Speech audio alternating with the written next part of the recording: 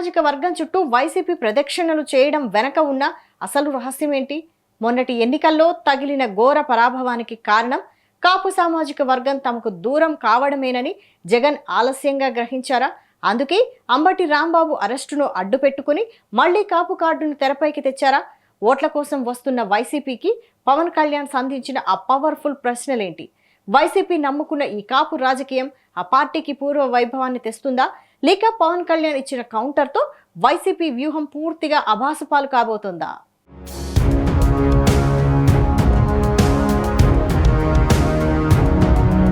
AP రాజకీయం ఎప్పుడూ ఒకేలా ఉండదు. ప్రతి ఎన్నికలకు సమీకరణాలు మారతాయి, వ్యూహాలు రూపుమార్చుకుంటాయి. కానీ గత కొంతకాలంగా రాష్ట్ర రాజకీయాలను శాసిస్తున్న ఒకే ఒక్క అంశం సామాజిక వర్గాల సమీకరణాలు. అవును, మొన్నటి సార్వత్రిక ఎన్నికల్లో ఊహించని పరాజయాన్ని చవిచూసిన వైసీపీ ఇప్పుడు మళ్లీ పుంజుకోవడానికి కొత్త దారులను వెతుకుతోంది.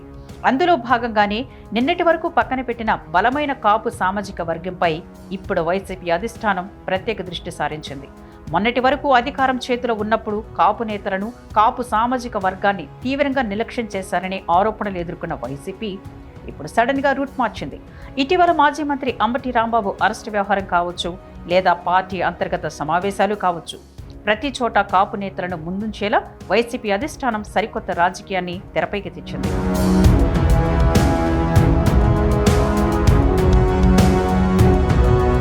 2019 ఎన్నికల తర్వాత కాపు సామాజిక వర్గం క్రమంగా జనసేన అధినేత పవన్ కళ్యాణ్ వైపు మొగ్గు చూపుతుందనే సంకేతాలు వైసీపీ అధిష్టానానికి బలంగా అందాయి. దీంతో జగన్ ఒక వ్యూహాత్మక నిర్ణయానికి వచ్చారు. కాపులను ఎలాగూ తమ వైపు తిప్పుకోలేం కాబట్టి వారిని వదులుకొని ఇతర సామాజిక వర్గాల ఓటు బ్యాంకుతో ఆ లోటును భర్తీ చేసుకోవచ్చని భావించారు. ఫలితంగా 5 ఏళ్ల కాలంలో కాపు కార్పొరేషన్ నిధుల కేటాయింపుల్లో తీవ్ర కోత విధించారు. కాపు రిజర్వేషన్ అంశాన్ని పూర్తిగా అటకెక్కించారు. గతంలో ఇచ్చిన హామీలను తుంగలో తొక్కారు. వీటన్నిటికి మించి కాపు సామాజిక వర్గానికి చెందిన కీలక నేతలను సైతం కేవలం పవన్ కళ్యాణ్ తిట్టడానికే పరిమితం చేశారు తప్ప ఆ వర్గానికి మేలు చేసేలా ఎలాంటి నిర్ణయాలు తీసుకోలేదు.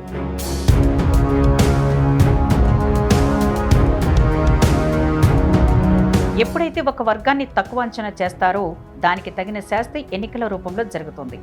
మొన్నటి ఎన్నికల్లో వైసీపీ కేవలం 11 స్థానాలకే పరిమితం కావడానికి ప్రధాన కారణాల్లో కాపు సామాజిక వర్గం 100% వైసీపీకి వ్యతిరేకంగా ఓటు వేయడమే.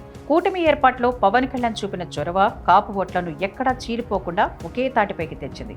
కూటమి ప్రభంజనానికి వైసీపీ కోటలు బద్దలయ్యాయి. ఎన్నికల ఫలితాల తర్వాత వైసీపీ ఘోర పరాజయానికి గల కారణాలపై జగన్ సుదీర్ఘ సమీక్షలు జరిపారు. ఆ సమీక్షలో తేలిందేంటంటే కాపులు తమకు పూర్తిగా దూరం కావడం వల్లే గోదావరి జిల్లాలు, ఉత్తరాంధ్ర, కృష్ణా, గుంటూరు జిల్లాలు పార్టీ నామరూపాలు లేకుండా పోయింది. ఈ ఘోర సత్యాన్ని గ్రహించిన జగన్ నష్ట నివారణ చర్యలు ప్రారంభించారు. అందుకే మళ్లీ కాపు కార్డును చేతులకు తీసుకొని రాజకీయం చేయడం మొదలుపెట్టారు.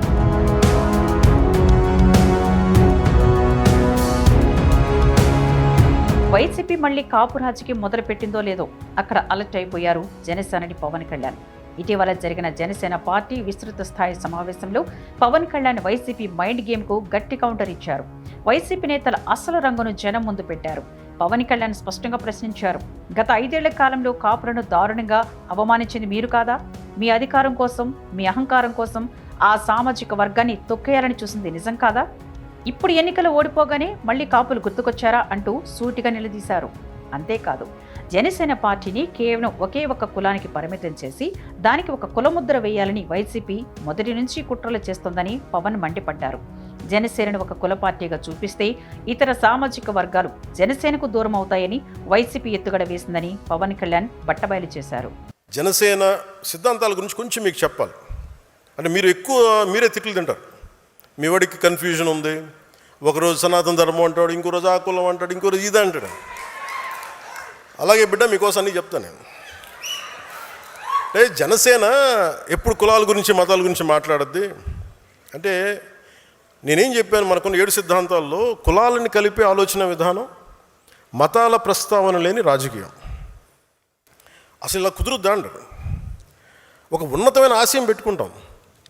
అంబేద్కర్ గారు చెప్పినట్టుగా కాస్ట్ అనలైజేషన్, కుల నిర్మూలన జరగదు ఇక ఈ దేశంలో. అదొక ఆశ అంతే. ఈరోజు మాట్లాడితే ఒక కులం ఇంకో కులపు వాళ్ళని అంతర్గతంగా ఇంటర్ కాస్ట్ మ్యారేజెస్ చేసుకుంటే కుల నిర్మూలన జరగదు.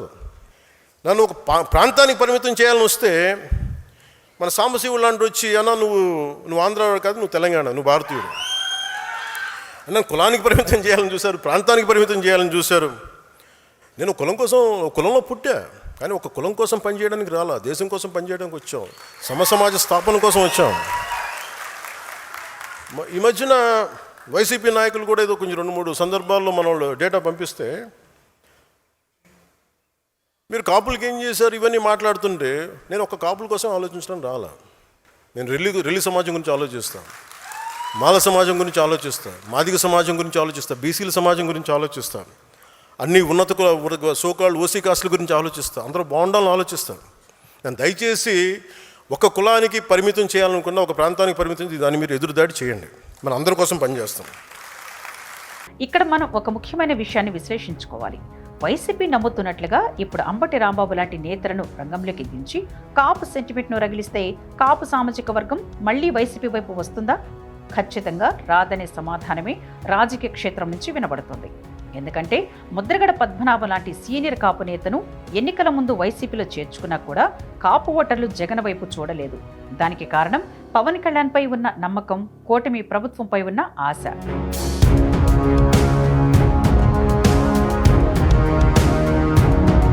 ప్రస్తుతం పవన్ కళ్యాణ్ ఏపీ ప్రభుత్వంలో కీలకమైన డిప్యూటీ సీఎం పదవిలో ఉన్నారు.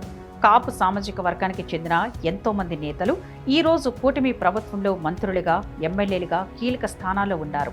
ఇలాంటి పరిస్థితుల్లో మళ్లీ వైసీపీ వైపు కాపులు మొగ్గు చూపుతారని అనుకోవడం ఆ పార్టీ అత్యాశ అవుతుంది. పైగా పవన్ కళ్యాణ్ పరోక్షంగా కాపులకు ఇచ్చిన సంకేతాలు వైసీపీ వేస్తున్న ప్రలోభాల ఉచ్చులో పడొద్దని హెచ్చరిస్తున్నాయి. నిజంగా నేను ఒక కులం కోసం అంటే నేను 2 చోట్లకి ఓడిపోకూడదు కదా లెక్క ప్రకారం. భీమవరంలో ఓడిపోకూడదు, గాజువాకలో ఓడిపోకూడదు, కులం అంతా వేస్తే అలా ఈరు. That's a point I want to make. ఇంత చేసిన మాయావతి గారు కూడా తిరిగి బ్రాహ్మిన్ కమ్యూనిటీ సపోర్ట్ తీసుకుని ఆవిడ గెలిచారు, ముఖ్యమంత్రి అయ్యారు. అంటే దీన్ని బట్టి మనకి ఏం అర్థమవుతుందంటే, సమాజాన్ని కులాల వారీగా విడతీసి ముందుకు తీసుకెళ్ళడం సాధ్యం కాదు. కులాల్ని కలుపుకుంటూ పరస్పర గౌరవాన్ని పెంచుకుంటూ ముందుకు వెళ్తేనే సమాజం అభివృద్ధి చెందుతుంది. అదే జనసేన విధానం, అదే నేను చూపించాను, మీకు నిలబడి చూపించాను.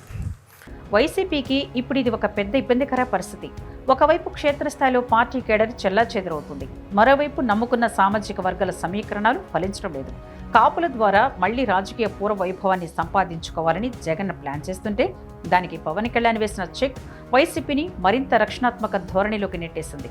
మరి కాపు రాజకీయాన్ని నమ్ముకొని వైసీపీ అలాగే ముందుకు వెళుతుందా? పవన్ కళ్యాణ్ సంధించిన ప్రశ్నలకు ఇచ్చిన కౌంటర్లకు వైసీపీ అధిష్టానం సమాధానం చెప్పగలదా? రాబోయే రోజుల్లో ఏపీ రాజకీయం ఎలాంటి మలుపులు తిరగబోతుందో చూడాలి.